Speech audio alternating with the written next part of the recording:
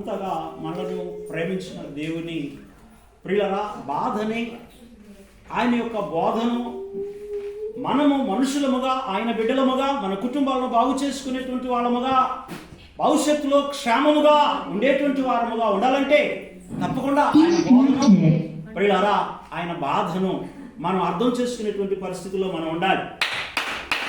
నా కళ్ళు చూడాలి. దేవుని ప్రియులారా, దేవుడు కుటుంబ వ్యవస్థను ఏర్పాటు చేశాడు. కుటుంబ వ్యవస్థను ఏర్పాటు చేశాడు. ఆదామును అవ్వమును ఏర్పాటు చేసి మీరు పిల్లలను కని మీరు ఆశీర్వాదకరముగా ఉండండి అని చెప్పాడు. మీరు పిల్లలను కని భూమిని నిండించి ఫలించి ఆశీర్వాదకరంగా ఉండమన్నాడు. ఫలించి అభివృద్ధి చెందమన్నాడు.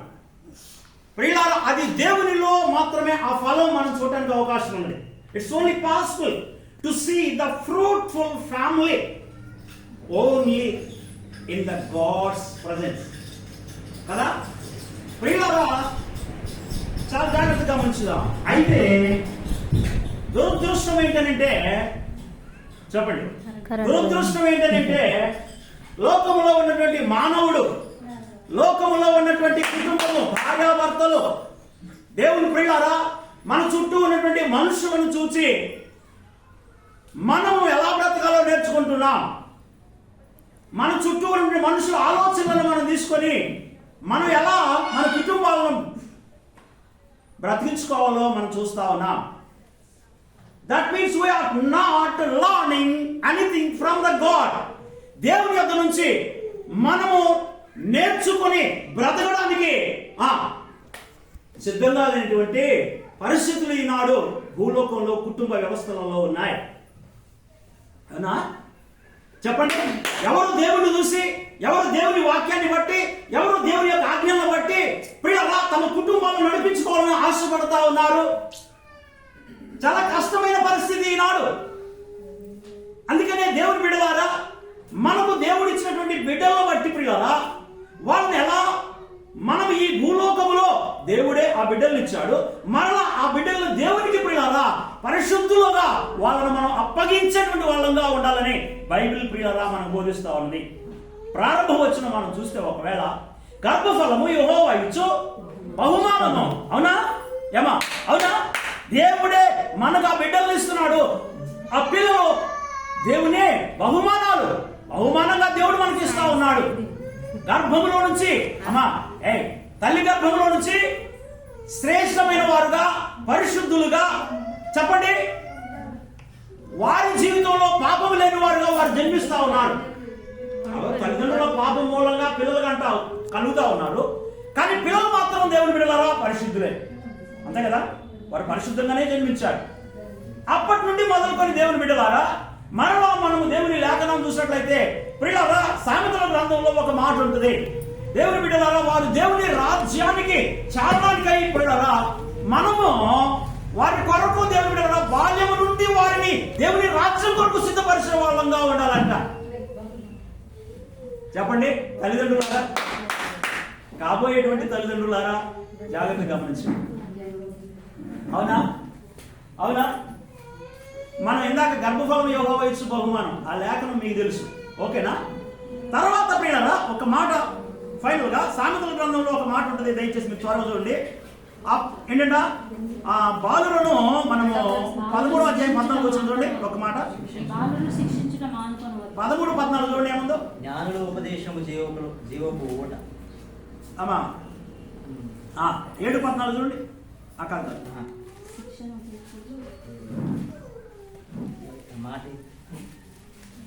సామెతల గ్రంథము మాట ఏంటంటే వాళ్ళని పాతాళంలో పోకుండా వాళ్ళని కాపాడుకోవాలనేటువంటి మాట. కొంచెం త్వరగా 13-14 చూడండి. బెత్తము వాడిన వాడు తన కుమారుని 22-17 29-17 ఆ మూడు తొందర. ఒకరు 13-24 చూడండి, ఒకరు 22-15 చూడండి. నీ బాలుని శిక్షించడం మానుకొనుకు. బాలుని శిక్షించడం మానుకొనుకు. 23-13 బెత్తముతో వాని కొట్టిన ఎడల వాడు చావుకును. బెత్తముతో వాని కొట్టిన ఎడల పాతాళంలో పోకుండా వాని ఆత్మ నువ్వు తప్పించదవు. కొంచెం జాగ్రత్త చూడండి. ప్రారంభ వచనం ఏంటంటే గర్భఫలము యెహోవా ఇచ్చేటువంటి బహుమానం. పిల్లల్ని దేవుడు మనకి బహుమానాలుగా ఇస్తా ఉన్నాడు. అక్కడ నుంచి మొదలుకొని మనం వారి యొక్క చివరి దశలో ఉన్న మాట మాట్లాడుతున్నాం మనం. అంటే చనిపోవడం గురించి. చనిపోయిన తర్వాత ఇక జీవితం ముగించబడుతుంది కాబట్టి పిల్లలా అది ఏమన్నాడు ఇక్కడ మన చదవమా? నీ బాలులను శిక్షించుట నీ పిల్లలను శిక్షించుట మానుకొనకుము, రక్తముతో వాని కొట్టిన ఎడల రక్తముతో వాని కొట్టిన ఎడల చావకుండును. రక్తముతో వాని కొట్టిన ఎడల ఇది ప్రాముఖ్యమైన మాట. ఇప్పుడు రక్తముతో వాడిని కొట్టిన ఎడల పాతాళమునకు పోకుండా. వాని ఆత్మని తప్పించదు. ఇది అంటే దేవుడు మనకు బిడ్డల్ని ఇచ్చిన తర్వాత ఈ మధ్యలో గర్భఫలం యెహోవా ఇచ్చు బహుమానం. చిన్న బిడ్డల దగ్గర నుంచి మొదలుకొని చివరి దశ వరకు దేవుని బిడ్డలారా, మనం ఈ 2 వచనాలను మనం చూసినట్టయితే దేవుడే పరిశుద్ధులుగా చిన్న బిడ్డలు ఇచ్చాడు. ఆ తర్వాత చివరి దశలో కూడా పిల్లల్ని ఏంటంటే పరిశుద్ధులుగా దేవుడికి అప్పగించడం. అది మనం చూడాల్సింది. శిక్షించడం, వాళ్ళకి కావాల్సిన ఏర్పాటు చేయడం, ఇవన్నీ కూడా మధ్యలో ఉన్నాయి. ప్రారంభం ఏంటంటే దేవుడు బిడ్డలు ఇచ్చాడు. తర్వాత పరిశుద్ధులుగా వచ్చారు కాబట్టి మరలా పరిశుద్ధులుగా పిల్లల్ని దేవునికి అప్పగించేటువంటి వాళ్ళంగా మధ్యలో మనం ఒక మీడియేటర్గా మనం పనిచేయాలి. జాగ్రత్తగా గమనించండి. అలాంటి ఆలోచనలతో మనం పనిచేయటం లేదు. లోకాన్ని చూసి, మనుషులను చూసి, మన చుట్టూ ఉన్న ప్రజలను చూసి నా పిల్లలు ఎలా చదవాలి, నా పిల్లలు ఎలా ఉండాలా, నా పిల్లాడు అలా ఉండాలా, నా పిల్లాడు అలా ఉండాలా. మనిషి ఆలోచనలు ప్రియులారా దేవుని ఆలోచనకు చాలా విరుద్ధంగా కనపడతా ఉన్నాయి. అందుకనే కుటుంబాలలో శోకం, అందుకనే కుటుంబాలలో పిల్లల బాధ, వేదన, దుఃఖము దేవుని బిడ్డలారా. కాబట్టి దేవుని బిడ్డలారా, దేవుని యొక్క వాక్య భాగం ప్రకారం, ఆయన ఉద్దేశం ప్రకారం, ఆయన మన పిల్లల పట్ల పిల్లల ఆయన ఉంచిన చిత్త ప్రకారం మనం వారిని పెంచగలిగేటువంటి వాళ్ళంగా ఉంటే దేవుని బిడ్డలారా, నిజంగా దేవుడు బిడ్డలు ఇచ్చినందుకు పిల్లలారా మనము దేవుడు సంతోషిస్తాడు. చూద్దాం దేవుని బిడ్డలారా, ఇక్కడ మనం కొన్ని విషయాలు తెచ్చి మీకు త్వరగా నేర్పుతాను. కొద్ది విషయాల్లో నేను ముగించడానికి ప్రయత్నం చేస్తాను. ఎందుకంటే పిల్లలను దేవుడు మనకు ఇచ్చాడు, పిల్లలను మనం కన్నాము, వారికి భోజనం పెడుతున్నాం, వస్త్రాలు ఇస్తా ఉన్నాం, చదివిస్తా ఉన్నాం. అది బయట జనాలు చేసేటువంటిదే మనము చేస్తాం. అంతేనా? అంతకంటే ఎక్కువ మనం ఏం చేయట్లేదు, తక్కువే చేస్తున్నామేమో ఇంకా వాళ్ళకంటే కూడా. కానీ as a Christian, as a follower of God, as a children of God, we must walk with the word of God, then our families will be safe. ప్రియ దేవుని బిడ్డలారా గమనించండి. తల్లిదండ్రులకు దేవుడు గొప్ప బాధ్యతను అప్పగిస్తా ఉన్నాడు. ఒక వస్తువు నీకు ఇచ్చానంటే ఆ వస్తువును నువ్వు ఎంతో జాగ్రత్తగా కాపాడుకుంటున్నావు. ఒక బహుమానం ఎవరైనా ఇచ్చారనుకోండి నీకు, ఆ బహుమానాన్ని ఎంతో జాగ్రత్తగా కాపాడుకుంటున్నావు. అక్కడ దాకెందుకు మీ మెడలో ఒక చెప్పండి ఆ చైనో లేకపోతే గొలుసో లేకపోతే తాడో ఉందనుకోండి, బంగారు తాడు, దాన్ని ఎంత జాగ్రత్తగా కాపాడుకుంటున్నావు. డీడేజో వాళ్ళు ఏం చేస్తారు, వాళ్ళు పట్టుకోమాకండి. స్ట్రైట్ నాకు చూడండి, చెప్పండి కదా, మీకున్న బంగారాన్ని కాపాడుకుంటున్నావు. ప్రియులారా, బంగారం కంటే విలువైనటువంటి బహుమానాలు నీ బిడ్డలు. వినండి, భవిష్యత్తులో వాళ్ళు ప్రియులారా నీకు సహాయకులుగా ఉండాలని. ఇప్పుడు ప్రియులారా నువ్వు చిన్న బిడ్డని చేయి పెట్టి నడిపిస్తే, నువ్వు వృద్ధురాలు అయినాక వాళ్ళు నీ చేయి పట్టుకొని నీకు సహాయకులుగా ఉండాలని ప్రియులారా దేవుడే సహాయకుని ఎక్కడి నుంచో ప్రియులారా తీసుకురాకుండా నీ గర్భవాసంలో నుండే నీతోనే దేవుడు పుట్టించాడు. అవునా? దేవుడి ప్రణాళిక వేరు ప్రియులారా. ఎంత ప్రేమించి పిల్లలా మన కొరకు ప్రతిదాన్ని దేవుడు ఏర్పాటు చేశాడో తెలుసా? దేవుని బిడ్డలా గమనించండి. కాబట్టి చూడండి, ఒక మాట దయచేసి త్వరగా మనం చూద్దామా. మొట్టమొదట మనం ఏం చేయాలంటే పిల్లలకు పిల్లలా దేవుని పరిచయం చేసేటట్టు వాళ్ళంగా ఉండాలా. కొంచెం త్వరగా అయితే నేను ముగించడానికి ప్రయత్నం చేస్తాను. ద్వితీయోపదేశకాండం ఇవన్నీ మీరు ఎన్న మాటలే అయినా సరే తల్లిదండ్రులకు దేవుడు ప్రత్యేకంగా చెప్తున్న మాటలవి.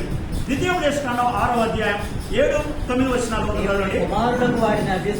త్వరగా తండ్రి తల్లులకు చెప్తున్న మాట ఇది. ఏమా వినండి దయచేసి. ఐస్ క్రీములు కొని చెప్పు, సాక్షులు కొని, షూ కొని, లేకపోతే వాళ్ళకి కావాల్సిన మొబైల్ కొని, వాళ్ళకి కావాల్సినటువంటి వస్తువులు కొని, అది లోపం చెప్పేటువంటిది. కానీ దేవుడు చెప్తున్న మాటలు తెలుసు. బాగుపడటానికి, పిల్లల క్షేమం కొరకు దేవుని బిడ్డలారా వారు ఆశీర్వదింపబడటానికి దేవుడు చెప్తున్నటువంటి శ్రేష్టమైన మాటలు జాగ్రత్తగా ఒక తండ్రిగా, ఒక తల్లిగా పిల్లలారా we have to listen as a parent of the God. విను, నీవు నీ కుమారులకు వాటిని నీవు నీ పిల్లలకు కుమారులు అనగానే మళ్ళీ కూతుర్లు కాదు అనుకుంటారు. నీవు నీ పిల్లలకు వాటిని అభ్యసింపజేసి వేటిని దేవుని వాక్యాన్ని అభ్యసింపజేయాలి. నీ చోట కూర్చుంటున్నప్పుడు ఎక్కడెక్కడ ఎక్కడెక్కడ మీ ఇంట్లో నువ్వు నీ పిల్లల దగ్గర కూర్చున్నప్పుడు దేవుని వాక్యాన్ని గురించి వాళ్ళకి నేర్పాలా. త్రోవను నడుస్తున్నప్పుడు ఇదిగో దారిలో నడిచేటప్పుడు కూడా పిల్లల్ని చేయబట్టుకొని దేవుడు గొప్పవాడు ఆయన, దేవుడు చేపట్టే మనం బ్రతుకున్నాం, దేవుడు చేపట్టే ఈ ఫలాలు తింటాను, దేవుడు చేపట్టే ఇవన్నీ మనకు వచ్చి నేను చెప్పాలా. పండుకున్నప్పుడు అనుకున్నప్పుడు కూడా దేవుడి గురించే చెప్పాలా. వాళ్ళు లేచినప్పుడు కూడా దేవుడి గురించే నువ్వు చెప్పాలా. మాట్లాడవలేను. అది అనుకోండి చూడు. 4వ అధ్యాయం 9-10 అవి చెప్పండి. అవి నీ కన్నుల నడుమ బాసికముల వలె నుండు. నీ ఇంటి ద్వారబంధముల మీద నీ గమనం సరే మంచిది. ఇలా వాక్యాలు రాశాం కదా మందిరాలలో అక్కడ మనం కూడా ఇళ్ళ మీద ఏం రాయాలంటే చెప్పండి. మనం చూసామనుకోండి, మన పిల్లలు ఏం చేస్తారంటే డోర్ల మీద సినిమా యాక్టర్ బొమ్మలు పెడతారు కదా, లేకపోతే ఇంకే ఏవేవో పెడతా ఉంటారు. అది మనం జ్ఞాపకం పోవడం వల్ల వాళ్ళు ఆ స్థితిలోకి వచ్చేసారు. ఇది వాస్తవం. కాబట్టి జాగ్రత్త. ఒక నీ పిల్లలు చిన్నవాళ్ళుగా ఉంటే భవిష్యత్తులో వాళ్ళ తయారు కాకుండా ఉండాలంటే నువ్వు తప్పకుండా దేవుని వాక్యాన్ని బట్టి నీ ప్రవర్తనే దిద్దుకోవాల్సిన అవసరం ఉన్నది. చదువునా 4వ అధ్యాయం 9-10 మంచి మాటలు ఉన్నాయి అక్కడే తెచ్చిస్తాగా. అయితే నీవు జాగ్రత్త పడుము. నువ్వు కన్నులారా చూచు వాటిని ఏంటి నువ్వు కన్నులారా చూచు వాటిని మరొక వినునట్లును అవి నీ జీవిత కాలం అంతయు నీ హృదయంలో నుండి తొలగిపోనుండనున్నట్లును నీ హృదయంలో తొలగిపోనుండకున్నట్లును నీ మనసు బహు జాగ్రత్తగా కాపాడుకును. నీ కుమారులకును నీ కుమారుల కుమారులకును వాటిని నేర్పి నీ కుమారులకు నీ కుమార్తెలకు. ఎంత బాగా తెలుసా, ఇవాళ చాలా మంది ఏంటి డీజేలు వస్తే డాన్స్ చేయడం నేర్పుతున్నారు, తల్లి లేస్తున్నారు, తండ్రులు లేస్తున్నారు, వాళ్ళు నేర్పుతున్నారు. You are going to spoil your child. కష్టపడి కన్నావు బిడ్డలే, కానీ నీ జీవితం నీ కేవలం ప్రేమ దేవుడు నీ యొక్క ఆలోచన ద్వారా నీ చేతులలో వాడిని పాడు చేసుకుంటున్నావు. విను, కష్టపడి కంఠం కాదు, వాళ్ళు పెంచడం మనం నేర్చుకోవాలి. నాతో సహా. నేను జ్ఞాని కాదు, తెలియకలోని కాదు. అర్థమైందండి? నేను మీలాంటి వాడిని. ప్రియులారా, మనం నేర్చుకోవాల్సిన బాధ్యత మన మీద ఉన్నది. నీ కుమార్తెలకు కుమారులకు వాటిని నేర్పాలి. నేర్పి నీవు హోరేబులోని దేవుడైన యెహోవా సన్నిధిని నిలిచి ఉండగా. కాబట్టి దేవుడు చెప్తున్న మాటలు మనం జాగ్రత్తగా తీసుకోవట్లే, సులువుగా సింపుల్ గా వదిలేస్తున్నాం. అసలు ప్రార్థన అంటేనే అదేదో చెప్పండి, అదేదో ఒక సరదా ఏంటంటే ఏమంటుంది, ఎగ్జిబిషన్ లాంటి దాన్ని లాగా చూస్తున్నాం మనం. నిజంగా జాగ్రత్త కలిగి కదా, భయం కలిగి నన్ను కన్నా నా దేవుడు నా కుటుంబానికి నా పిల్లలకు ఇస్తున్నటువంటి ఈ చక్కటి మార్గం అని చెప్పేసి మనం దాన్ని గ్రహించలేకపోతున్నాం. చాలా సులువుగా తీసుకుంటున్నాం. అందుకని జీవితాలు గవంత అయిపోతా ఉన్నాయి. అందుకనే పిల్లలు దేవుని పిల్లరా చాలా క్రమమైనటువంటి పిల్లరా మరి మార్గంలోనికి వెళ్ళిపోతా ఉన్నారు దేవుని బిడ్డలారా. కాబట్టి మనం ఏంటంటే వాళ్ళకి తప్పకుండా దేవుని వాక్యాన్ని గురించి మనం బోధించాలా, వాళ్ళకి నేర్పాల్సిన బాధ్యత మన మీద ఉన్నది. తండ్రిగా నువ్వే నేర్పకపోతే ఎవరు నేర్పుతాడు మంచి మార్గం? చెప్పు. నువ్వే మంచి మార్గం నేర్పకపోతే, నువ్వే ప్రార్థన చేయడం నేర్పకపోతే, Satan is ready to make him to learn such things అన్న పాడడానికి ఏం అవసరమో అవి నేర్పడానికి సాతానుడు సిద్ధంగా ఉన్న పైగా బిడ్డలు గమనించి నిజంగా మనం ఎంత దేవునికి దూరంగా ఉన్నామో. ప్రియులారా, దయచేసి గమనించండి. ఒక మాట 22 సాయంత్రం 6వ వచనంలో బాలుడు నడవలసిన త్రోవను ఏంటి, పిల్లలు నడవాల్సిన దారి ఏది? అసలు ఉండాల్సిన నా బిడ్డ ఈ దారిలో నడవాలా, నా కొడుకు ఈ దారిలో నడవాలా? ఏమీ లేదండి. ఏదో అటు చదివిస్తున్నాం, పూడి పెడుతున్నాం, కూడలు ఎత్తున్నాం, బడికి పోతున్నాం, వాడుతున్నాం. వాడు కనీసం స్నానం చేసిందా లేదా, వాడు చదువుతుందా లేదా, వాడు సిలుపుల్లో ఏం చూస్తుందో ఏంది అబ్జర్వేషన్ లేదు, గమనించేది లేదు. అర్థమైందా? ఆ పిల్లగాలిగంటే ఆడుకోనండి, చూసుకోనండి, వాడి మాట్లాడే ఆమె మారిద్దిలే. You are very carelessly you are behaving అన్నమాట. ఏమాత్రం పిల్లగా దేవుని బహుమానాన్ని నువ్వు శ్రద్ధగా చూడలేదు. దేవుని బహుమానం అది, పరిశుద్ధుని దేవుని బహుమానం పిల్లల, దేవుడిచ్చిన బహుమానం అది. దాన్ని మనం ఏమీ పట్టించుకోవట్లేదు. వీళ్ళలా కాబట్టి బాలుడు కానీ బాలిక కానీ నడవలసిన మార్గం ఉంటుంది. స్పెషల్ వే, ప్రత్యేకమైన మార్గం అంటే దేవుని తోపిడవ, దేవునిలో నడిచేది, దేవుని స్తుతించేది, దేవుని మహిమపరిచే మార్గం, దేవుని కొరకు అవసరమైతే ఇప్పుడు సమస్తం పోగొట్టుకునే మార్గం ఒకటి ఉన్నది. దాని ద్వారా నీ కొడుకు నీ బిడ్డ రేపు సబాష్ ప్రపంచం అంతా వందనాలు చెప్పి పిల్లరా ఆ బిడ్డలు చూసి సంతోషించేటువంటి రోజు ఒకటి రాబోతా ఉన్నది అని గ్రహించి పిల్లరా ఈ రోజు మనం సరి అయిన స్టెప్స్ తీసుకోవాల్సిన బాధ్యత భారం తల్లిదండ్రులుగా మన మీద ఉంది. వినో జాగ్రత్తగా. లోకం పెంచినట్లుగా మనం పెంచడం కాదు. లోకంలో ఇంజనీర్లు కావచ్చు, డాక్టర్లు కావచ్చు, ధనం ఉండొచ్చు, పిల్లల లోకం వాళ్ళు ఎంత గొప్పవాడైనా కావచ్చు. కానీ దేవుడు లేకపోతే వాడుకున్న డబ్బంతా సున్నా, వాడుకున్న పేరంతా సున్నా. ఎందుకో పనికిరాని వాడే. బైబిల్ ప్రకారం, దేవుని ప్రకారం బయట గొప్పవాడు కావచ్చు. అలెగ్జాండర్ ది గ్రేట్ చాలా గొప్పవాడు, నెపోలియన్ చాలా గొప్పవాడు, అరిస్టాటిల్, ప్లాటో, మరి లేకపోతే ఇలాంటి తత్వ శాస్త్రవేత్తలు చాలా మంది ఉన్నారు, చాలా గొప్పవాళ్ళే. కానీ దేవుడు బిడ్డలారా వారి జీవితంలో దేవుడు లేడు. అవునా? దేవుడు లేకపోతే సున్నా మన పని. కాబట్టి దేవుని కలిగి ఉండి బిడ్డలారా మనం లోకంలో సున్నా అయినా పర్వాలే. కాబట్టి దేవుడు బిడ్డలారా ఏం నడపాలి? మనం ఏం నడపాలా? దేవునిలో నడవడం వాళ్ళకి నేర్పాలా, ప్రార్థనలో నడవడం వాళ్ళకి నేర్పాలా.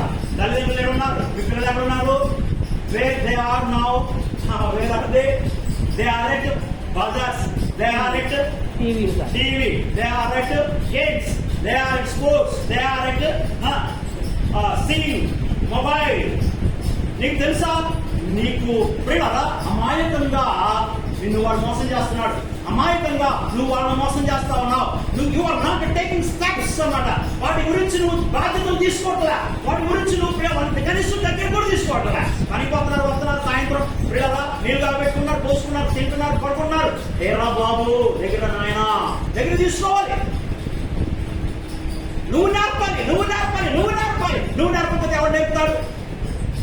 నువ్వు నేర్పకపోతే నేర్పుతాడు వాడెవడో, సాతానుడు లేదా బయట మనుషులు. ఇప్పుడు అలా చెడు నేర్పుతాడు, చెడు పనులు నేర్పుతారు, చెడు సహవాసాలు నేర్పుతారు, ఆగమైపోతారు. చివరికి దేవుని విలువరా నెత్తి లోటు పాల్గొన్నాలని దిగుబాటు దారిలోకి రాడు రాడు రాడు. అందుకని బాలుడు నడవలసిన నేర్పాలి. అంటే వాడు ఎంత పెద్దోడైన కంటే ముసలోడైన తర్వాత కూడా అది అంటే దేవుడి మార్గం ఉందండి. తొలగిపోడు. దేవుడిలో ఉంటే ఏముందండి? ప్రేమ.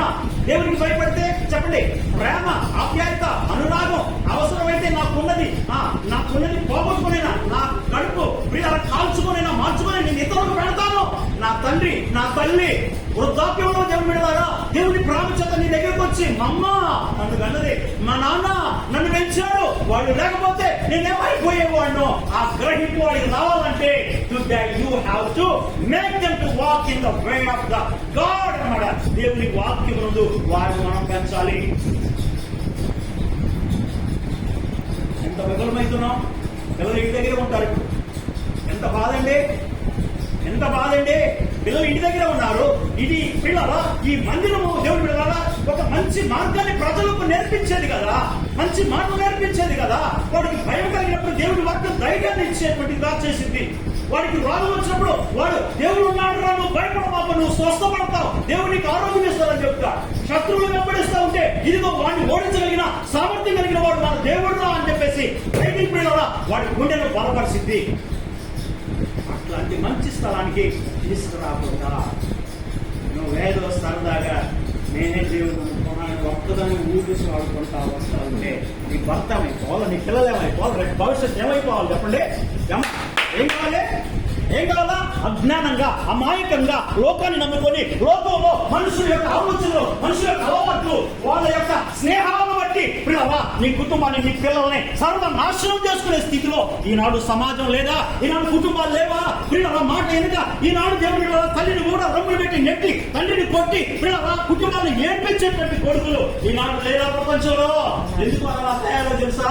వాడు బాలుడుగా ఉన్నప్పుడు, వాడు చిన్న పిల్లలుగా ఉన్నప్పుడు ఆ సృష్టిగా దేవుని వాడికి పరిచయం చేయకపోవడం వల్ల ఈనాడు వాడు ఒక నక్సలైట్ గా, ఈనాడు ఒక తిరుగుబాటుగా సమాజంలో తల్లిదండ్రులు కొట్టేవాడుగా నెట్టేవాడుగా పిల్లరా ఆస్తి ఇవ్వలేదని పిల్లరా చెప్పండి ఆస్తి ఇవ్వలేదని లేదా ఇంట్లో ఉన్న బంగారం పంచలేదని తల్లిదండ్రులు దేవుడు రోడ్డు మీద పడేసి కొట్టేటువంటి పరిస్థితి నాడు మనం చూడలేదా? వినండి దయచేసి, ప్రపంచం కళ్ళు తెరిసే విధంగా బైబిల్ ద్వారా పిల్లగా ఉన్నది. కాబట్టి దయచేసి దేవుని బిడ్డలారా నిజంగా ఇది చాలా బాధాకరమైన పరిస్థితులు పిల్లలా. కాబట్టి తల్లిదండ్రులు పిల్లల కుటుంబ అవసరాలు తీర్చే వాళ్ళుగా ఉండాలి. అర్థమైందా?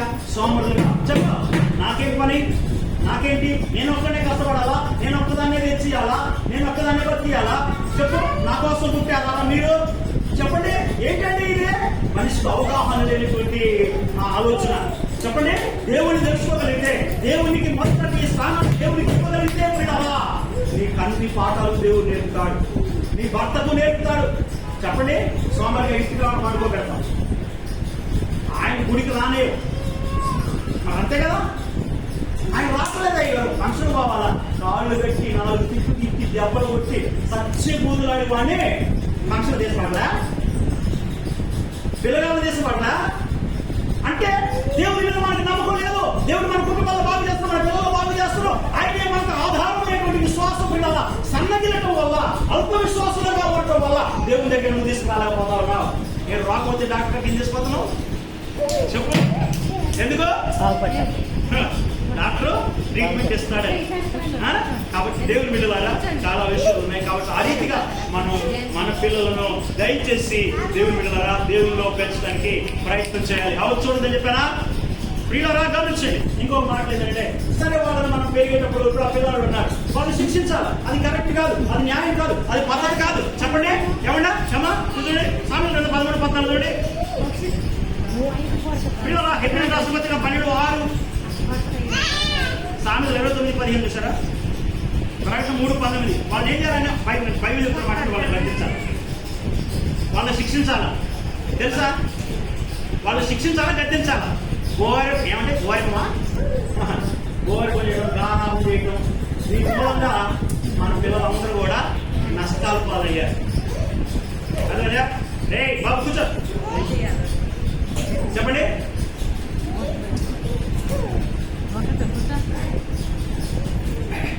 నా కుమారుడా, ప్రభు శిక్షను తృణీకరించు, ఆయన నిన్ను గద్దించినప్పుడు విసుగకు. సరే మంచిది, దేవునికి ఇలాంటి విషయాలు చాలా ఉన్నాయి.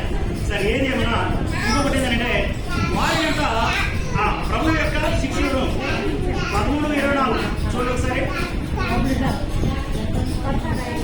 ఎఫ్ఎస్సీ 6:4 ప్రభు యొక్క శిక్షణను దేవుని బోధలో వాళ్ళు పెంచాలి. ఎక్కడ పెంచాలా? ఎక్కడమ్మా?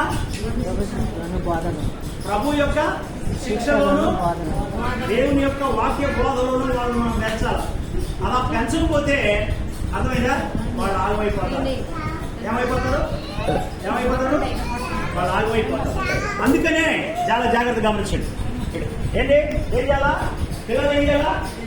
ప్రభు యొక్క శిక్షలో వాళ్ళు మనం పెంచాలి. ఏం చేయాలి చెప్పండి? ఏం చేయాలమ్మా? ఈవెన్ మనం ఈ యాక్షన్ సీరియస్ గా తీసుకుంటేనే మన పిల్లలు బాగుపడతారు కదా.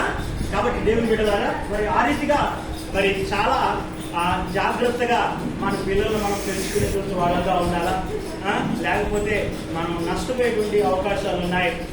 కాబట్టి దయచేసి మీరు గమనించండి. నేను మీ మీద కోపంతో కాదు, రాబోయేటువంటి భవిష్యత్తులో నష్టం గుర్తించుకునేలాగా మరి వాక్యాలు అలా చెప్పడం జరుగుతుంది. కాబట్టి మరి దయచేసి మీరు గమనించండి. ఇంకొకటి సరే చివరిగా చాలా వాక్యాన్ని నేను చెప్పను, కానీ చివరి మాట 2 చెప్తాను. దయచేసి తల్లిదండ్రులు పిల్లలు దీవించే వారుగా ఉండాలి. ఏంటంటే కొంతమంది శాపనార్థాలు పెడతా ఉంటారు, కొంతమంది తిడతా ఉంటారు, కొంతమంది చాలా భయంకరంగా మాట్లాడుతూ ఉంటారు. అది రాకూడదు. ఇప్పుడు చూడండి, మీరు ఆదికాండంలో 27:4 27-26 వచనాల్లో ప్రియులారా తండ్రి పిల్లలను దీవిస్తా ఉన్నాడు. ప్రియులారా గమనించండి. నోవాహు తన కుమారులను దీవించాడు. ఆదికాండం 9:25-27 వచనాల్లో. ఇస్సాకు యాకోబును దీవించాడు. దేవుని బిడ్డలు ఆదికాండం 27-29 వచనాల్లో. యాకోబు ప్రియులారా ఫరోను కూడా దీవించాడు. యాకోబు యోసేపు కుమారులను దీవించాడు. ప్రియులారా బిలాము ఇశ్రాయేలును దీవించడం అయితే మోషే ఇశ్రాయేలును దీవించాడు. చెప్పండి. తండ్రిగా, ఒక తల్లిగా చెప్పండి. నువ్వు ఎప్పుడు కూడా వారిని ఏం చేయకూడదు, ఏం చేయకూడదు, దూషించకూడదు, చెప్పించకూడదు, శాపానికి వారు నడిపించకూడదు, కానీ ఆశీర్వాదం వైపు వారు నడిపించాలా. కాబట్టి దేవుని ప్రియులారా, ఒక చిన్న మాట ఏంటంటే యాకోబును ప్రియులారా చూడండి, మనం ఆదికాండంలో ఒక మాట చూపించి నేను ముగిస్తాను. యాకోబు ప్రియులారా ఆదికాండం 27:4 చదవండి ఒక మాట.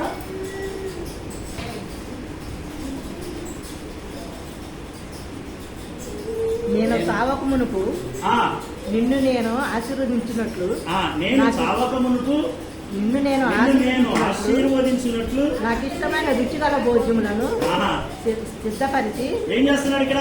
ఎవరండి ఇక్కడ? యాకోబు. యాకోబు ఇస్సాకు యొక్క కుమారుడు. యాకోబు కుమారుడు. ఇంకొక ఎవరు? ఏశావు, ఇస్సాకు.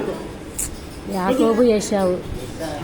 ఇస్సాకు కుమారులు యాకోబు ఏశావు. అదే ఇస్సాకు కుమారుడు యాకోబు. యాకోబు చిన్నోడు, ఏశావు పెద్దోడు. ఓకేనా? కాబట్టి ఇస్సాకు ఏమంటుందంటే వాళ్ళని దీవించడానికి పిల్లరా ఇస్సాకు అనుకొని ఏశావు అనుకొని చెప్తా ఉన్నాడు, ఏశావు అనుకొని చెప్తా ఉన్నాడు. కానీ పిల్లరా అక్కడ జరిగింది ఏంటంటే యాకోబు పిల్లరా వచ్చి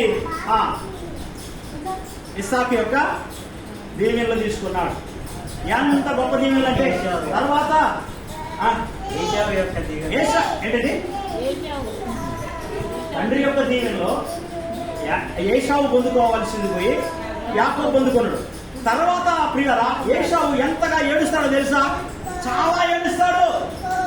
మీరు గమనించాలా. అంటే తండ్రి దీవెన ఎంత గొప్పదో మీకు తెలియాలంటే ప్రియులరా ఖచ్చితంగా ఈ విషయాలు మనం తెలుసుకోవాలి. చాలా ప్రియులరా దుఃఖకరంగా ఉంటుంది ఈ సన్నివేశము. ఒకసారి మనం చూద్దామా?